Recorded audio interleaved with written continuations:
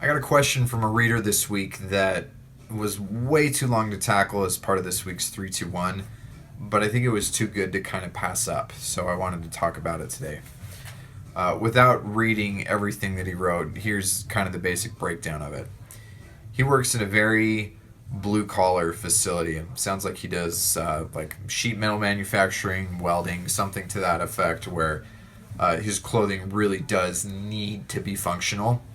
At the same time, he's made the progression into being in a management role within that position. And so his need for clothing isn't necessarily as functional as it was when he was the one who was doing the work on the factory floor. And then on top of that, he likes to go out and socialize on nights and weekends when he's not working. And he likes to frequent environments that the dress code is different than what he would wear at work. So his question for me is, should he be combining elements of his blue-collar lifestyle into his management role and into what he wears when he's not on the clock? Now, if you have purchased my stylish storytelling course, you'll know that one of the chapters in there, one of the lessons that we go over, is this idea of dressing to your tribe. And using your clothing as a way to signal basically your tribal affiliation, both intra-tribally and inter-tribally.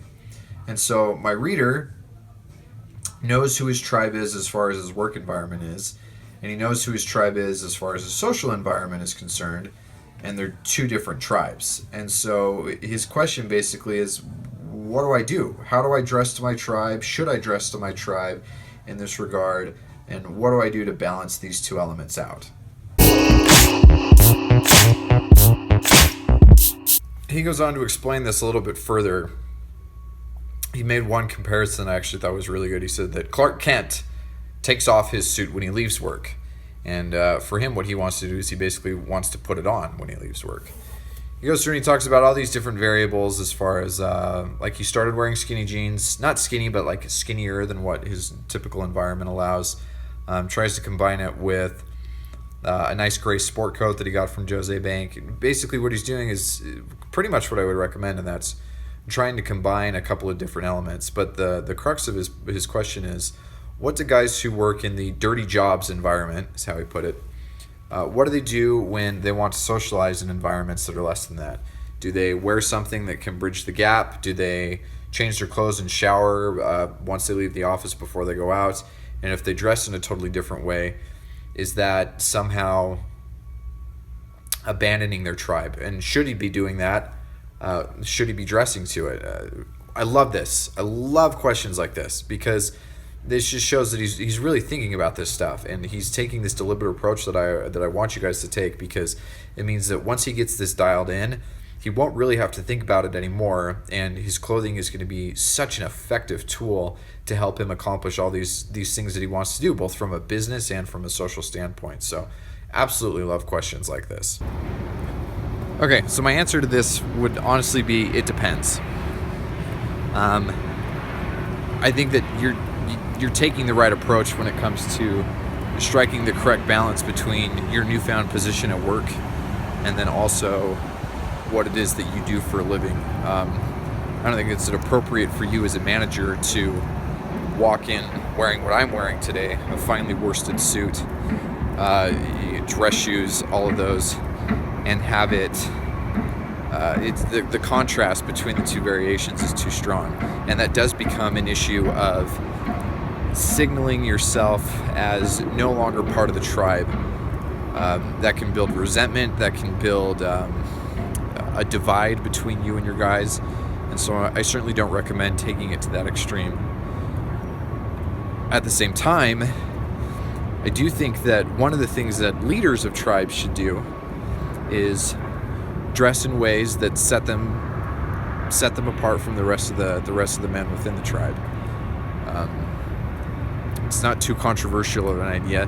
That's what men in bands of other men have done throughout time and history. That's why the military has ranks. That's why Indian chiefs wore headdresses. There's a whole lot of historical precedent to this idea of dressing differently as a leader of a tribe. And that's a tool that should be used to your advantage. And so this approach that you're taking by wearing something that's still appropriate in that environment, but not necessarily as worn and as threadbare, is going to carry a lot of weight.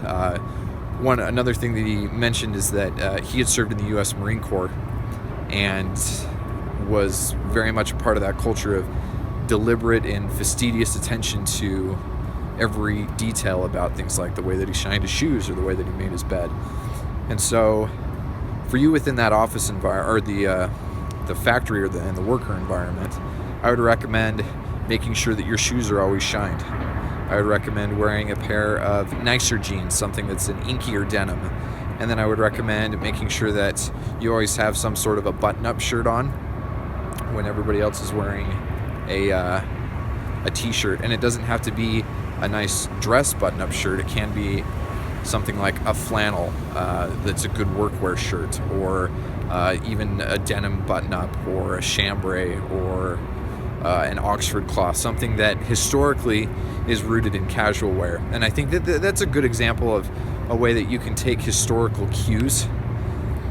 Look at the way that factory foremen or other men that held these kind of management positions of blue-collar jobs dressed, 50 or 60 years ago, and take some cues from that. The idea of wearing a sport coat is a great idea, especially if you're doing it in something that has some good rough texture to it, like a tweed or a cotton or something that has a casual history to it, and then wear that in a way that,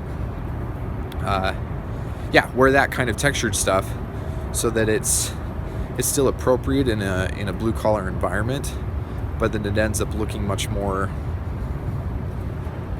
dressed up than what the other guys in your environment are wearing.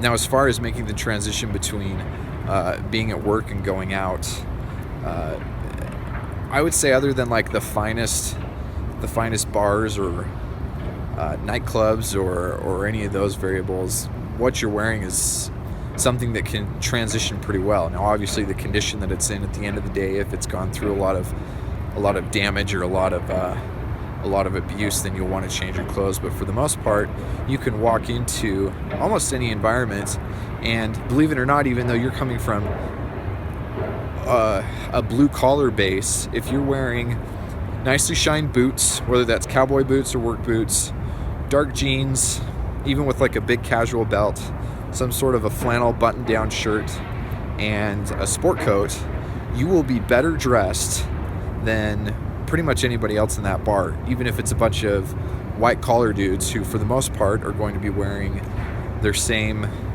pleated black pants with awful black shoes and a billowy shirt that's too big, which is another thing that you want to make sure you dial in, is get the fit right, because that can go a long way. You don't want it to be so skinny that it prevents you from being able to do your job, but you do want it to be a slim enough fit, kind of like you're already doing with the jeans, that it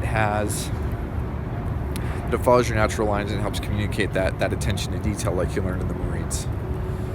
And then, if you're going into something that's more formal than that, dress it up, and don't hesitate to do that.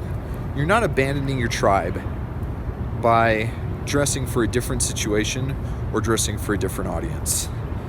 You abandon your tribe when you alienate them within their own sphere of influence, or when you try to disassociate yourself from them when you're away from them. Now, I don't think that, for example, if you were going to go to a black tie event and decided to wear a tuxedo, that is abandoning your tribe because you don't wear a tuxedo every day. And obviously that's an extreme example, but that's the beauty of extreme examples, is a lot of times those can be used to illustrate more specific points.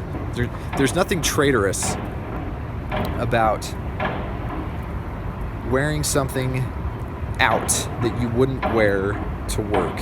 And even if it has no cues whatsoever to the fact that you work a blue-collar job and that you work with your hands, in a lot of ways that can make you more interesting. It can make you more interesting to the men who are of your tribe when they see you off the clock, and it can make you more interesting to the people who are not of your tribe when they do see you on the clock. And so it's a good way to flesh out and vary out a lot of who and what you are.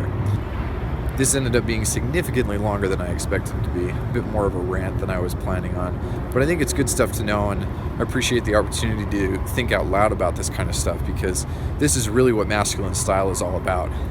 Yeah, it's fun to talk about contrasting colors and how to properly tie a tie, or all of the mechanics and the science of style. But really, this is the stuff that matters. This is the reason why you care about your clothing, even if a lot of the guys who are just new to the channel or new to the site don't quite get that yet. But these are the kind of things that we like to tackle, because this helps you really figure out how to make style the most effective tool it can be in your life.